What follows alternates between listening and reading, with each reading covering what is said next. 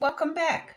Yesterday, Rusty and Goldie found a new home and they've adjusted well. They've conquered their fear of the cow and they started stashing food for the winter and making a good nest. So let's see what happens today in chapter 4. Hi, what are you doing? I asked Goldie one morning as I hopped alongside the branch she was dragging. I'm rebuilding my nest, she mumbled around her mouthful of tree branch. I decided to start when I got up. You know what I'm thinking? She asked me when she dropped her branch. That corn we were eating has all that food in one grab. What if we were to cut some down and bring them back to the food room? She positioned the branch exactly where she wanted it in her nest while I waited outside for her. Well, I think that's a pretty good idea. So I walked with her to the cornfield. The cows were in the pasture, but this time we knew they weren't much interested in us. The herd stayed where it was and kept pulling grass. Okay, you cut down the cobs of corn, and I'll start dragging them back to the woodpile. Just take your time and chew the part attaching it to the stalk.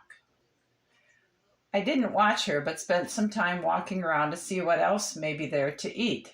I didn't see much around except weeds with drying flower heads. When I turned back to Goldie, she was just sitting there eating from a cob of corn hanging from a cornstalk. How come you haven't started to cut yet? I asked her.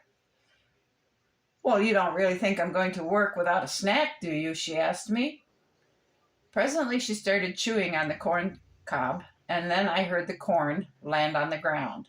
I looked up at my little sister, noticing the huge grin on her face as I grabbed the corn and headed for home. When I got to the woodpile, I discovered a small problem. The cob of corn was getting stuck every time I tried to push or pull it into the food room. I needed Goldie to help me, so I ran back to get her. She had another cob cut, so I dragged that one home too. We stood looking at the corn and the size of the food room opening, trying to come up with a plan. The doorway was actually quite small, and this might be a difficult task to do. Well, we could pick each kernel off the cob, but that'll take forever, Goldie suggested. I think if I pull and you push, maybe we can get it inside.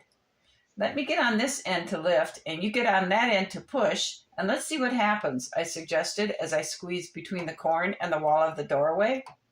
We both got to our ends. I lifted, and Goldie pushed, and it moved. Okay, let's rest a minute and try again, I gasped at her. Are you ready? I've been pushing. Haven't you been lifting? She shouted at me as she had both hands on the cob, pushing as hard as she could. I could hear her mumbling, but I couldn't understand fully what she was saying. I stopped lifting and shouted out a little hole next to the wall and the corn. What did you say? I said, I thought you were going to help me get this thing in here, and it looks like I am the only one doing the work. Goldie was pretty upset as she continued her pushing and was really chattering at me. No, I was resting and I thought you were too, I yelled back. I'm pushing now. Are you? Why aren't you working? Goldie yelled. We both began to work together and the corn cob moved a little more, then it stopped. Keep pushing, I yelled at her. I am, she hollered back.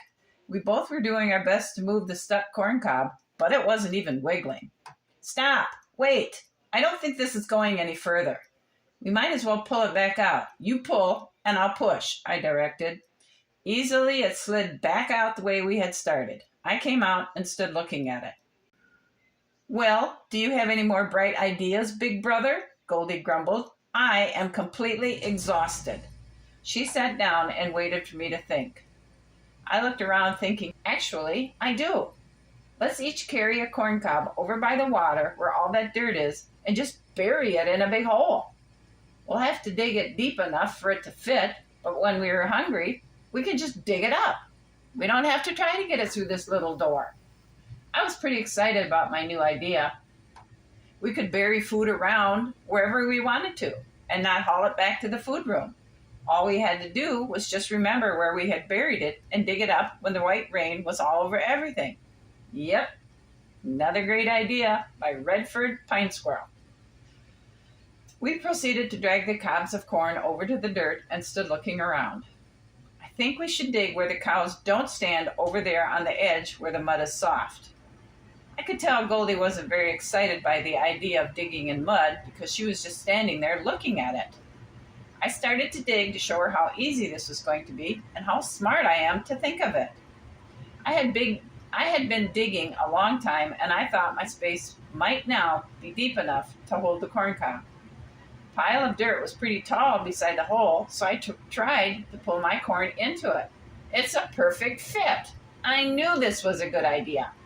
I jumped up onto the dirt I had dug out and started scooping it back in. Refilling the hole went faster than when I was digging it out. I got all my dirt on top of the corn and decided to just hop on it for a little bit to pat it down. It is actually fun hopping up and down on my dirt pile. Well, why not call it a mountain? It was a big pile of dirt, and I was pretty pleased that I had dug it by myself. So I am going to call it a mountain. I hopped close to the edge of the dirt and started spinning in circles because the dirt is so soft and cool on my feet. Needing to rest a minute, I stopped to look at what Goldie has finished doing. She was also packing her dirt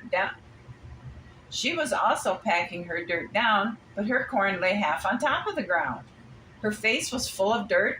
She had dirt in her white ears and all over her back. Looking down at her feet, it looks like she is wearing big mittens from all the mud sticking to them. She is not happy with the job she had to do. Seeing me look at her, she started to make a low growl sound and then began to stamp her feet.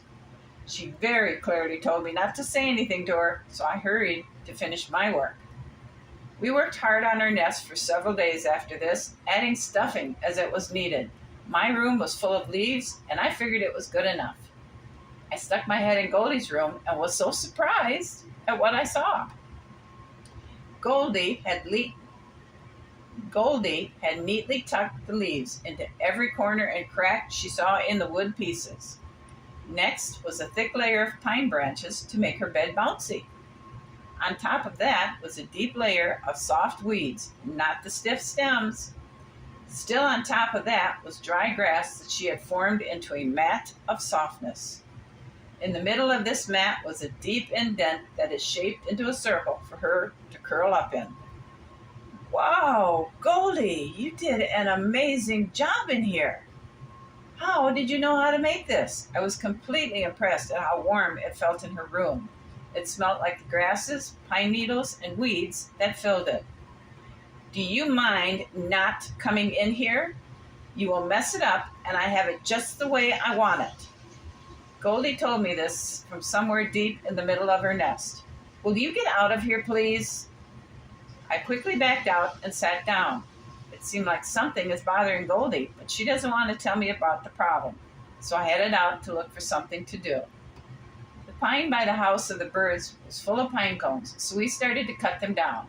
They were easy to cut, so it wasn't long before we had large piles in many places around our wood pile. We both liked eating these in the evenings. We would sit next to each other on top of the wood pile to have a snack before bed. I had noticed a forest growing on the edge of the cornfield for some time. Maybe now we should go there on a food foraging trip that would provide new food for our stash. I thought about this as I drifted off to sleep. The next morning I suggested to Goldie, let's go look around those trees by the cornfield. Maybe we can find something different to eat growing out there. We took our time getting through the field, coming to the edge by the forest. There were tall and short trees with brush growing all over under them. It was wonderful to be around so many trees again. The smell the forest gave off reminded me of my birth nest with Mama. I had not realized how much I missed our nest from so long ago. Goldie climbed up a tree and was sitting on a branch staring off across the forest. "What are you looking at?" I hollered up at her. She just sat looking out at the trees and slowly climbed back down and hopped to me. "I was just thinking about Rusty, Scooter, and Mama. and how happy they would be to know we are again climbing trees. I have missed all the trees that grow so close together in a forest. I looked around and soon saw some acorns lying on the ground. Goldie was already pushing them in circles with her front paws. I remember these in our nest with Mama. They are sure fun to push all around. They roll all over. Look what I found! I had found some white mushrooms growing by a dead tree. I remember one day Mama and I were out looking for food when we found some of these. Mama said to memorize them because they are safe to eat. There are many other mushrooms on the forest floor that are not. I'm taking a load of these back to the food room. If you want to bring some acorns with you, a bunch of trips, and we should have lots for the white ice time. Goldie, I want you to memorize these mushrooms and where they grow so you remember they are good to eat when you live by yourself, I instructed her. We worked all day and made lots of trips. On our last trip back to the forest, the cow was laying down in its field with its back to us. It appeared to be sleeping. Goldie looked at it and then started slowly hopping to where it was. When she was almost to the cow, she dropped her acorn load. She turned and looked at me over her shoulder. I was frantically motioning for her to come back, but she ignored me and kept going. Getting close, she reached out gently to touch the cow's back, but nothing happened. She got closer and touched it again. Still nothing happened. Watching as Goldie hopped up on the broad back in front of her, I held my breath, knowing at any moment the cow was going to stand up. What is she doing? I was terrified for her because I was sure she may be hurt. The cow just lay there sleeping and wiggling its tail, but didn't do anything else. Slowly, Goldie crawled up its side. Coming to the string tied around its neck, she carefully stepped over it. She stopped only when she reached the top of the head, in between the ears. Moving its ears, the cow didn't do anything else. Goldie looked at me, waving a paw with a huge grin on her face. Then she leaned forward to pat it between the eyes as she reached to touch its nose. The cow tossed its head and started to move like it was going to get up. It stood the hind legs up and then, grunting, raised the front legs to a standing position.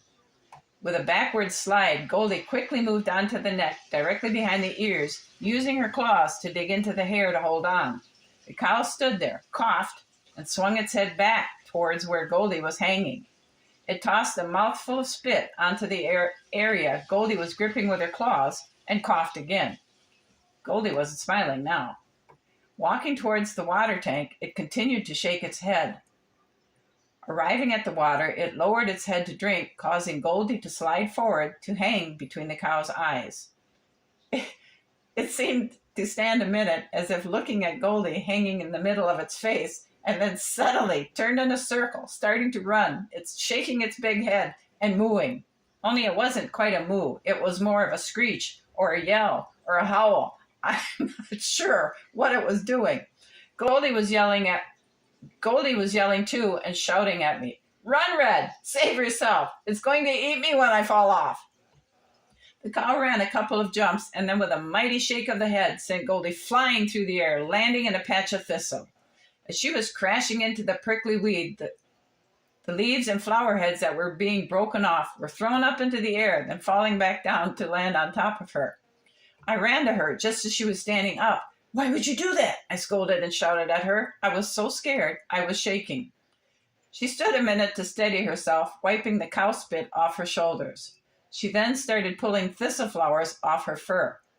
I reached to pull some off the tips on her ears, but she pulled away from me. "Don't do that. You might pull my hair," Goldie told me as she picked her way out of the thistles crushed around her. "It was great," she continued. "I cannot believe I did that. I actually sat on the cow. It was so warm and its whole body moved when it was breathing. I thought I was going to be able to get off pretty easy, but when it stood up and started shaking its head, I figured I might have to jump, but I didn't have time.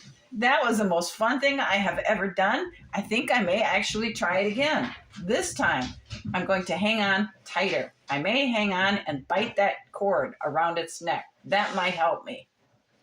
I could only wonder why my sister would do that. I certainly didn't want to ride a cow. What made her want to do strange things like this? We worked every day gathering more and more food.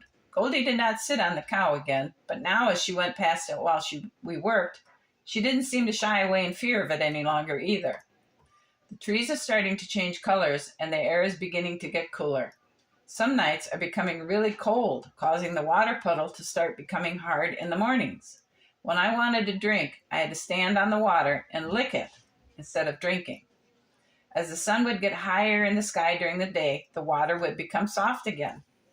The cow was not afraid to come to drink when we were there. One time I watched it and Goldie standing looking at each other. Both of them ran in opposite directions when they did this, but they didn't run as if they were afraid anymore. I can't believe how brave Goldie really is. And that's the end of chapter 4. Goldie had a pretty amazing event happen to her. I hope you enjoyed this story. I hope you plan to come back for chapter 5. I hope you all have a great afternoon, and I'll talk to you again. Thanks for listening. Bye.